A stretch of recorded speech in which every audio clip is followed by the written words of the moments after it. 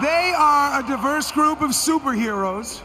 God, I love us. Steven Tyler is a name that brings rock and roll to mind immediately. With his colorful scarves, wild hair, and powerful voice that nobody can mistake for anyone else, the Aerosmith lead singer has been performing on stages around the world for more than 50 years. Behind all the screaming fans and the fame, Tyler has always been someone who studies music carefully. He knows exactly which bands helped shape him into the rock legend he became. Not long ago, Tyler talked openly about his 7 favorite bands of all time. These were not just random names he mentioned in a casual conversation. These were the musical artists who inspired him, pushed him to be better, and maybe even troubled him throughout his long career. Some people say that his relationships with these bands were not always as smooth as fans might imagine. Tyler's list includes British invasion giants and blues rock pioneers, reading like a history book of the greatest rock bands ever. But the interesting part is that reports suggest admiration and rivalry often existed side by side for the Demon of Screaming, as Tyler is sometimes called. Some sources say his competitive personality turned respect into something more complicated. Tyler's strong ego apparently clashed with some of these legendary groups in ways the public never knew about. The Beatles were like gods to Steven Tyler when he was growing up in the 1960s, just like they were to millions of other young people. He watched them perform on The Ed Sullivan Show and felt his entire world shift forever. Those 4 young men from Liverpool showed him that rock and roll could be pure magic. Tyler has said many times over the years that without the Beatles, there would be no Aerosmith. They were his first musical love and his biggest inspiration. The good stuff, as Tyler has explained, is in the writing and the songs. However, that pure admiration apparently became more complicated as the years went by. Sources claim that Tyler started feeling jealous of their perfect legacy that nobody could touch. No matter how many hit songs Aerosmith created, they were always compared to the Beatles. Reports suggest this frustrated him deeply. He reportedly told his friends that he wanted to be better than them, to be remembered as greater than Lennon and McCartney. People in the music industry allegedly heard Tyler make negative comments about Paul McCartney at private parties and events. He supposedly said that McCartney was just living off the glory of yesterday. Other sources claim Tyler felt angry that American rock bands never received the same level of respect as the British invasion groups did. The love was definitely still there, but underneath it all, there was allegedly a competition that never disappeared. Tyler wanted to be a Beatle, but he could only ever be himself. Reports suggest Tyler even stayed away from Beatles tribute concerts and events, feeling they put too much shadow over living artists who were still making music. Sources claimed he once said that Aerosmith's collection of songs was just as strong as the Beatles' catalog, but it never received the same worship from fans and critics. The admiration stayed deep in his heart, but the shadow was allegedly much darker than anyone knew. The Rolling Stones were everything Steven Tyler dreamed of becoming. Mick Jagger's snake-like dance moves, his confidence, and his entire attitude captured Tyler's attention completely.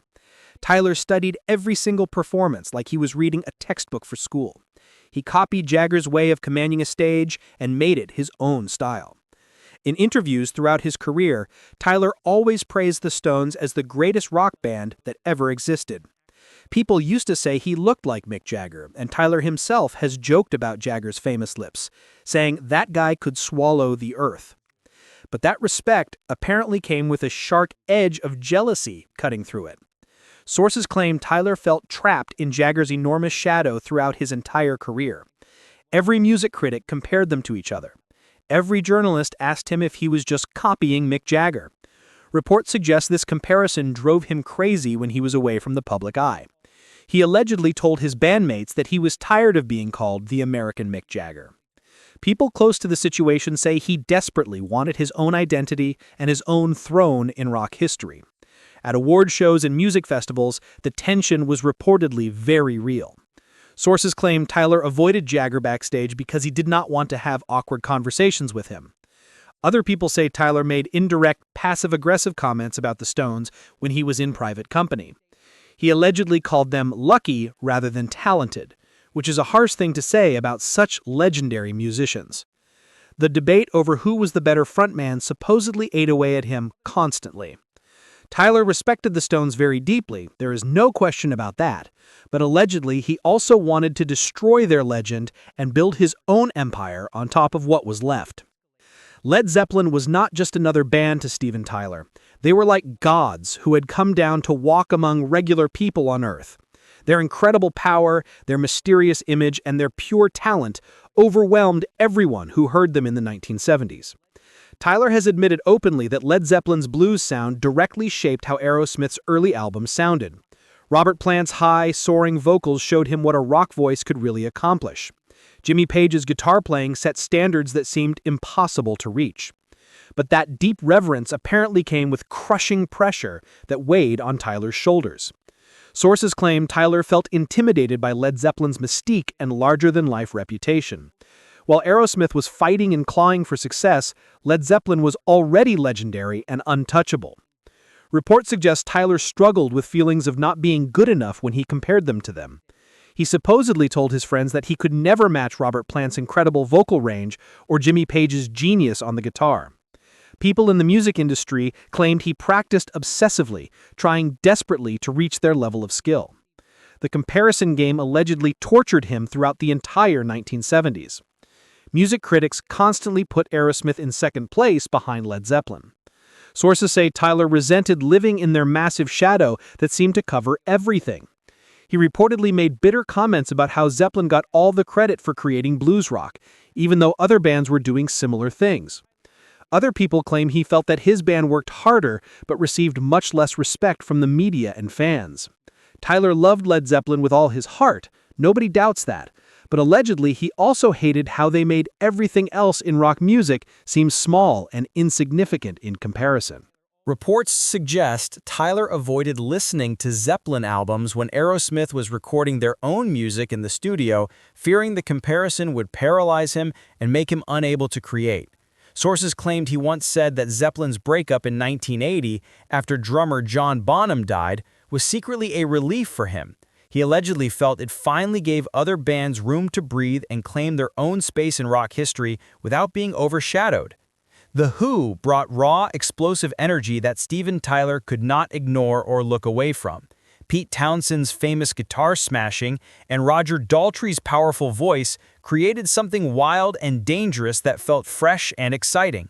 Tyler loved their rebellious spirit and their theatrical performances that felt like theater and rock combined. He has mentioned The Who countless times over the years as major influences on his own stage presence and performance style. He has praised Roger Daltrey as a great artist who took his voice in so many different directions. Their rock opera masterpieces like Tommy and Quadrophenia showed him that rock music could be high art, not just entertainment. But allegedly, things turned ugly when egos collided when they met in person. Sources claim Tyler and members of The Who clashed at various rock festivals and award ceremonies over the years. Reports suggest personality conflicts erupted backstage at events where both bands were scheduled to perform.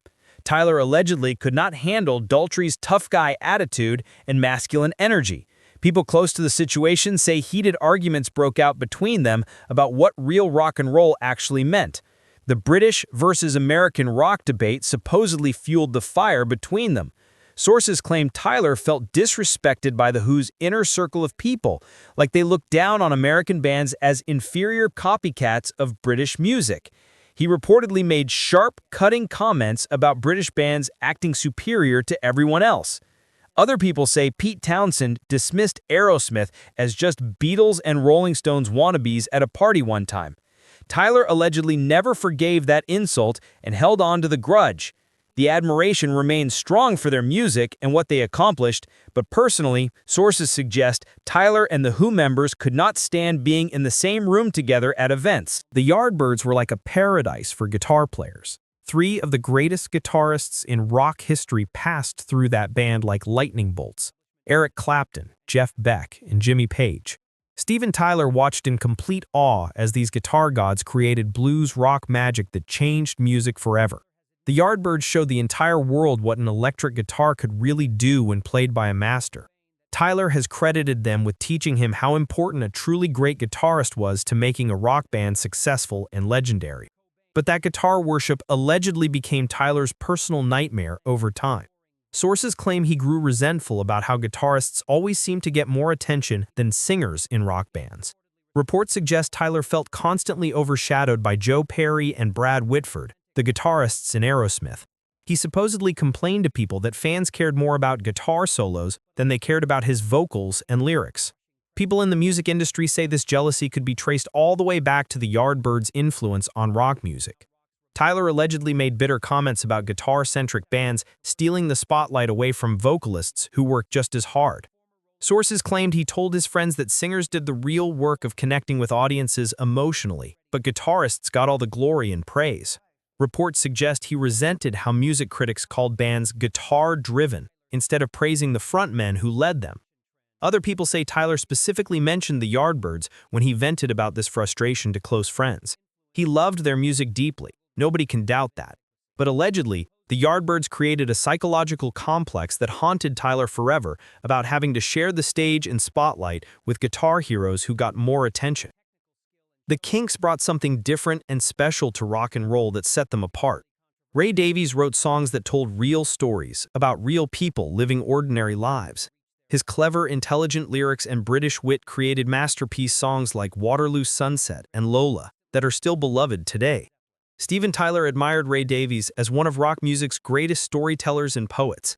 He has praised the Kinks for showing the world that rock lyrics could be real poetry, not just simple love songs that all sounded the same.